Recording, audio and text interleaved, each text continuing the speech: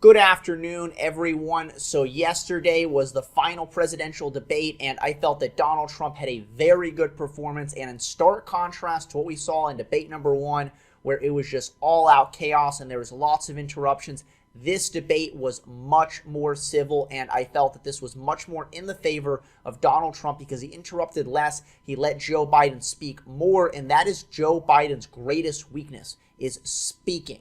And the more Joe Biden speaks, the more of these long pauses, the more times you'll see Joe Biden look up and just have a very long pause and struggle to be able to find the words in order to finish his sentence. And especially as Joe Biden's stimulants wore off, we got to see more and more of these moments.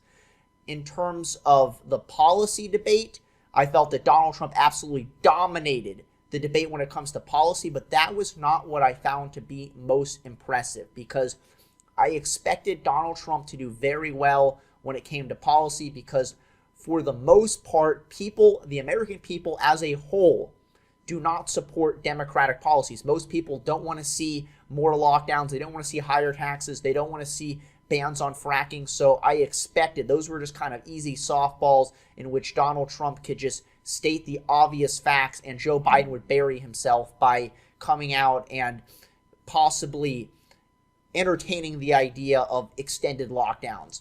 So, but what I found most impressive was that Donald Trump stripped Joe Biden of his most powerful weapon. Since Democrats cannot debate on policy, they debate on emotion. And Joe Biden does a pretty good job of using this faux sincerity voice when he looks directly into the camera and he looks like he's about to cry, like he's about to give a eulogy at a funeral. And he'll say things like, "How many of you had an empty seat at the dinner table last night?" And he appeals to your emotion. And that is the only weapon, that's the only effective weapon that Democrats have left because they can't debate on policy. So Donald Trump stripped away the only effective weapon that Joe Biden had left. And he had pointed out how fake he is, how much of a politician he is by using this faux sincerity, by talking about the dinner table. And here's the clip, just watch. Up all this malarkey. There's a reason for it. He doesn't want to talk about the substantive issues. It's not about his family and my family. It's about your family. And your family's hurting badly. If you're making less than, if you're a middle-class family, you're getting hurt badly right now.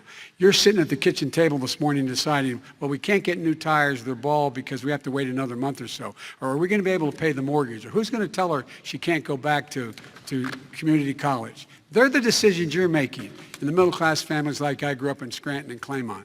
They're in trouble. We should be talking about your families, but that's the last thing he wants to talk about.